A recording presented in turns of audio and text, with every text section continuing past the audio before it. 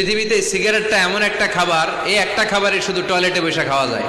তামাক গাছ যেখানে চাষ করে ওইখানে কোনো বেড়া দেওয়া লাগে না, ওটা ওটা ছাগলও খায় না। আচ্ছা, পৃথিবীর এইটাই একমাত্র পণ্য যে পণ্যের গায়ে এই পণ্যের বদনাম আর দুর্নাম লেখা থাকে। কোন চকলেটের গায়ে যদি লেখা থাকে এই চকলেট খাওয়া মাত্রই ডায়রিয়া হয়, খাইবেন? কমু তোরটা তুই খা, তোর ডায়রিয়া হোক। কিন্তু সিগারেটের মধ্যে বদনাম লেখা থাকা সত্ত্বেও মানুষ ধোয়া করে খায়, আর জর্দার মধ্যে এটা আস্তা খায়। ওমরে ফারুক মদ খেতেন, মদ খাওয়ার রাজা ছিলেন উনি।